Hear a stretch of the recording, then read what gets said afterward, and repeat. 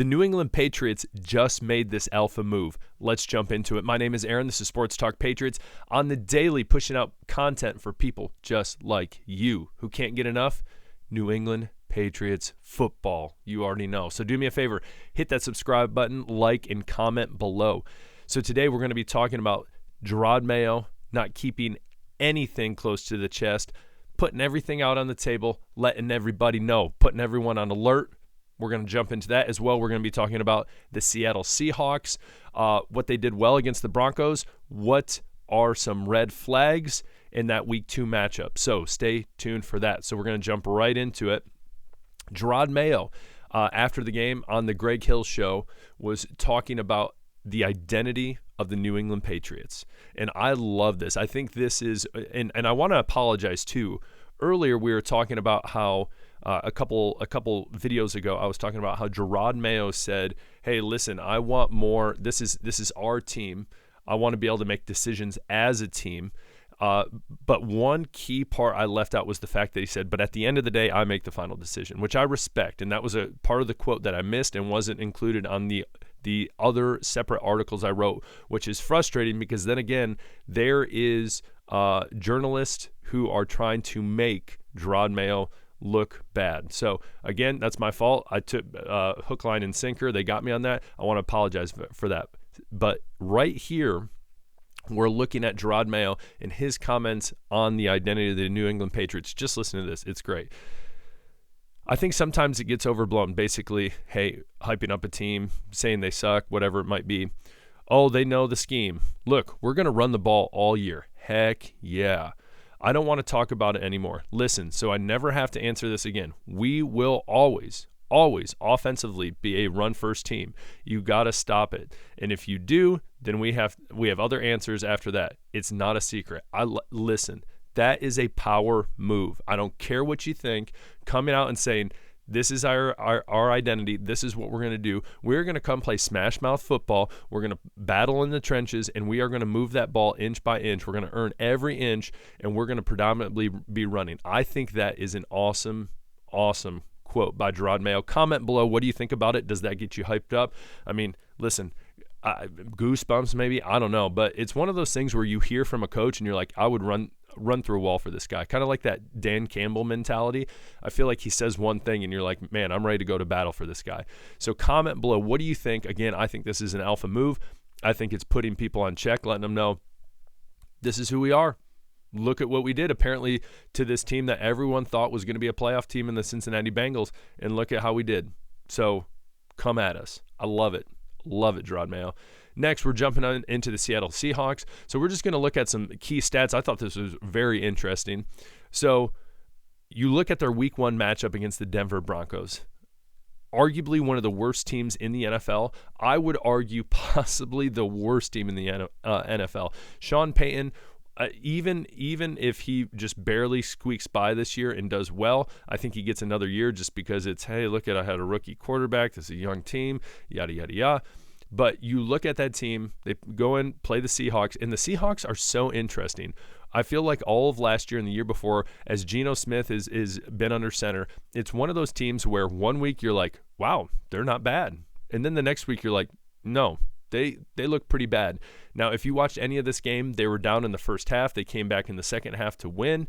Again, they did win the rushing battle. We will look at some stats in a second. But you look at the Denver's offense. So take all these stats with a grain of salt, because you look at this Denver offense and it is not sexy. It is not great. Do I think Bo Nix has potential? Sure. Is Williams at running back in McLaughlin? Are they all right? Sure. But at the end of the day, they did not produce anything offensively. I do think that is in part to the Seahawks defense, but I also think it's mostly in part to that offense is, gosh, it is crazy young. There is not a lot of experience in a lot of different areas. And as well, you have this, you take all that inexperience and you throw in Bo Nix, which again, I think he was kind of a stretch being taken so early.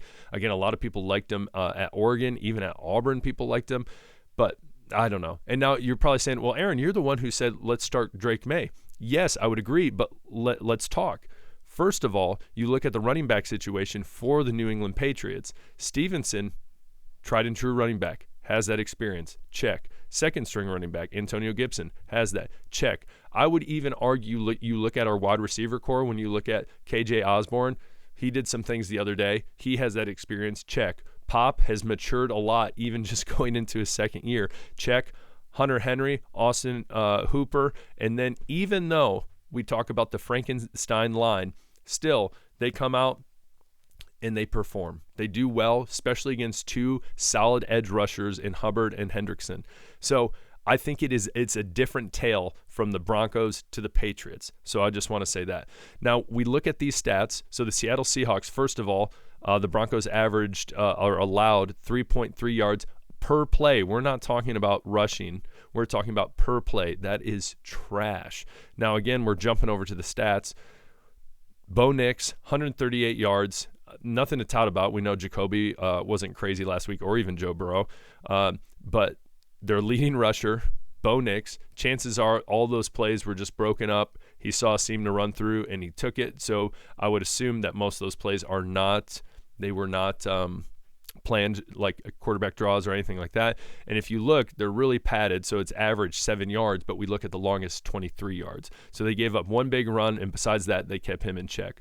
Then you look at Javonte Williams and McLaughlin. They got 10 and 8 carries, literally did nothing. Awful. So could not move the ball. The Seahawks knew, hey, they can't throw the ball. We're going to shut down the run. They shut down the run. So good for them. I understand how they were able to hold them to 3.3 yards. Again, I think the Patriots defense is offense and defense, but offense is much better than the Broncos, so it's going to be a much bigger test for the Seahawks. The Broncos rushed for only 99 yards on 25 total rushes. Again, you jump back over here. To me, this looks like you gave up on the rushing attack. Again, jump over to the Seahawks. Look at Kenneth Walker. We talk about if you win the rushing battle, the probability of you winning the game greatly increases. So you look at Kenneth Walker, go green, and 20 carries, 103 yards. They did not give up. Pound the ball. Similar with the Patriots. You look at Ramondre Stevenson, give him the ball, let him work, make it happen. You look at the Bengals. Zach Moss, I think he had 9 carries for nothing. They gave up on the attack. You got to be consistent. So the Broncos didn't really have anything going. You can see it ended up being 42 attempts from Bo Nix. They really were trying to get back into this game, and it was just not working for them. So that's another one. So only 99 yards. And then at the bottom right here, all is not lost with a horrible offensive line. Yes, that's true. Improvement. So when it comes to their offensive tackle, Charles Cross, apparently he had the highest tackle grading during week 1, which is very interesting. So it looks like Keon White and our other edge rushers, there we go, and our defensive line is going to have a little more of a test, it looks like, with the offensive line for the Seattle Seahawks. But again, let me just point out to the fact that last week, Denver, the best side of their ball is their defense. That's their bread and butter at the moment. Now, I would argue that their defense still isn't that great. They have some pieces there, but again, Geno Smith, 18 of 25, 171, did have a passing touchdown, had an interception. They kept with the run game. Geno Smith went in there, and it was, I hate using this term, but game manager. I'm going to try to manage the game. Few turnovers, get the ball moving. And I didn't watch a ton of this game, but I would assume the Broncos, in a way, were trying to win over the time of possession. But then again, it looks like they gave up on that if, the amount of incomplete passes they had, as well as kind of stopping that rushing attack that kept that clock going. And so, again, didn't fully watch the game, but if you just look at these, you understand, okay, the Seahawks defense might be all right. Again, they gave up 20 points to a very bad Broncos offense. That's a big point. Second point, offensively, we know we're probably going to have to try to contain Kenneth Walker. That is their biggest weapon. And what's wild is offensively, their wide receiver core is pretty stacked. When you look at Jackson Smith and Jigba, young talent, DK Metcalf has a ton of potential. I feel like he's not utilized like he should be. And then Tyler Lockett. If any of you play fantasy, I literally stay as far away from Seattle wide receivers just because they have potential, but I feel like they just always underperform. Similar to in the past, New York Jets wide receivers. They've had talent, but then again, they haven't produced.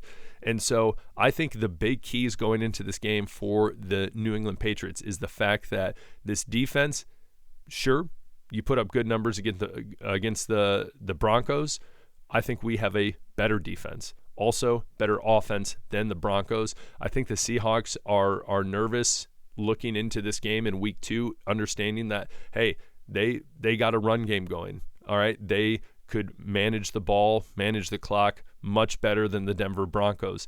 Now it was a close game, but again, a win's a win. So looking into this game, and we're going to talk much more about this as the week goes on, but what do you think are going to be the biggest keys to victory going against the Seahawks? Again, winning the rushing battle, yes, of course. But I think one of the biggest keys is Jacoby is going to have to perform better. Yes, he had his moments last week, but I think he's going to have to, hey, we need to complete more passes. We need to be looking at those quick pop passes. Passes in the flat, getting the ball out quick. Again, the Seahawks defense is going to be better than the Bengals. Offensively, again, I'd take Joe Burrow over Geno Smith any day of the week, but then you have Kenneth Walker and you have weapons at wide receiver that could pop, but then again, underwhelming. So what do you think are going to be one of the biggest keys to victory when it comes to this game against the Seahawks? How are you feeling about it going into week 2? I want you to comment below. Whew. That being said, you guys rock. I appreciate every single one of you. This is Sports Talk Patriots. Before you leave, if you haven't commented, as always, comment, like, and wherever the heck that subscribe button is, find it, hit it. I appreciate you guys. This is Sports Talk Patriots. I'm Aaron. Peace.